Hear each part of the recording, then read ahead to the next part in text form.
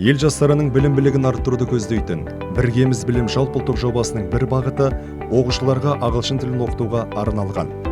Қазақстан Республикасы Ақпарат және қоғамдық даму министрлігінің қолдауымен азаматтық бастамаларды қолдау орталығы коммерциялық емес акционерлік қоғамның мемлекеттік грант аясында ұйымдастырылатын «Біргеміз білім» жалпыұлттық жобасы бойынша шілденің 7 мен тамыз айының 31 аралығында Түркістан облысында ауылды елді мекендердің оқушыларына арналған ағылшын тілі курсы ұйымдастырылды.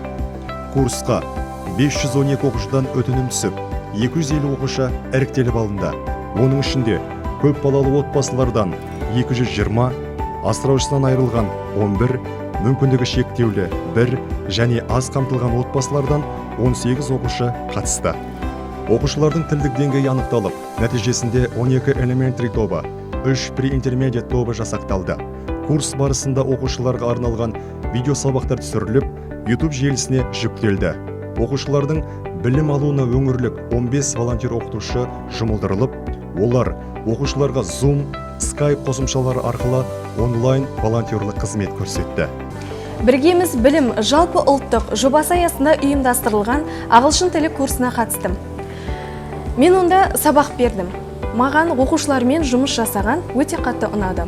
Мен өзіме көптеген тәжірибе жинадым.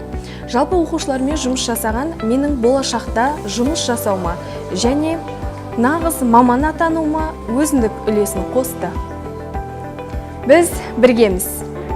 Курс аясында оқушылардың ағылшын тілін үйренуге құлшынысын арттыру мақсатында ағылшын тілін озық меңгерген және өз салаларында жетістікке жеткен тұлғалармен кездесу ұйымдастырылды.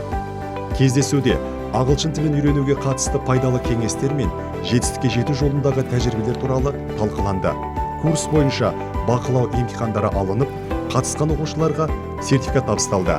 Түркістан облысы бойынша жобаны жүзеге асырушы Ахмет Байтұрсынұлы білім академиясы мекемесі.